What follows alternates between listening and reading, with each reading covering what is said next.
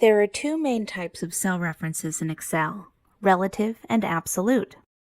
Both behave differently when copied to other cells, either as part of a formula or a function. Relative references are the default, and probably the type you're going to use for most of your formulas. In this example, I need to know the total cost of each menu item on the invoice. To do this, I'll need to multiply the values in these two cells. I'll just enter my formula here. Start by typing the equal sign, and then the formula will be B4 times C4. When you're done, press Enter on your keyboard. Now if I use the fill handle to copy this formula to all of these cells, we can double-click each copy and see that the cell references have changed automatically. So we have B5, B6, B7, and so on. That's because these are relative references. In other words, when Excel looks at our original formula, what it actually sees is the location of the cells relative to the location of the formula. That means in this case, it's looking at the two cells to the left of our current location, and those just happen to be B4 and C4. Each copy is also looking at the two cells to the left of the formula. This technique is useful because it means we can copy the formula as we did here, and the cell references will sort of move along with it. The references don't even have to be in the same row. They can be anywhere in the sheet. There may be times when you don't want the cell references to change. Take this version of the invoice. I've added a column where we can list the sales tax for each item. We should be able to enter our formula here, then copy it to the rest of the list. To get started, I'm going to enter B4 times C4 in parentheses.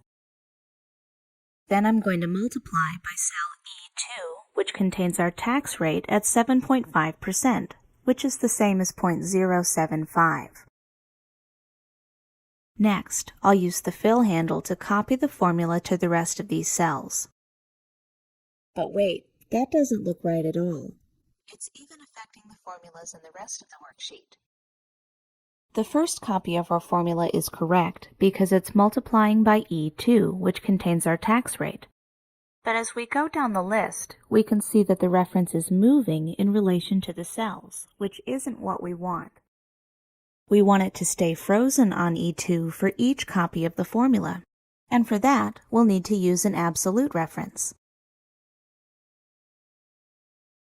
Absolute references have a $sign placed before the column, row, or both to keep them from changing when you copy the formula to another cell. To keep the column and the row from changing, place a $sign in front of both. To keep only the row from changing, place a $sign in front of the row only. To keep only the column from changing, place a $sign in front of the column. Most of the time, you'll be using the first type of absolute reference, the one where there's a $sign before the column and the row. Let's go back to our example and add $signs before the column and the row to make E2 an absolute reference. Now if we copy the formula to the rest of this list, the errors go away and we're left with the correct sales tax for each item. The relative reference is different in each cell, but the E2 reference, our absolute reference, stays the same. Finally, I'd like to show you how to create cell references across different worksheets in the same workbook. This can be useful if you want to create a formula on one worksheet that references a value from another. It works the same as a normal reference. You just have to include the name of the worksheet along with the cell address. So to get started, figure out what cell you want to use, then take note of its location. In this example, we're going to use cell E14 on the worksheet menu order. Next, switch to the worksheet where you want to use the reference. As you can see, I already have a formula that's calculating the total of all these services. I just need to add the total for the menu order in this cell here. To reference the cell, type the name of the worksheet first, then an exclamation point, and finally the cell address. If the worksheet name includes a space, like in this example, you'll need to add single quotation marks around the name. When you're done, press Enter, and Excel will pull the value from the other worksheet.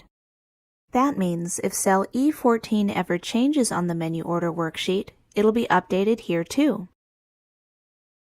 Mastering cell references is the key to creating formulas that work for you and your data.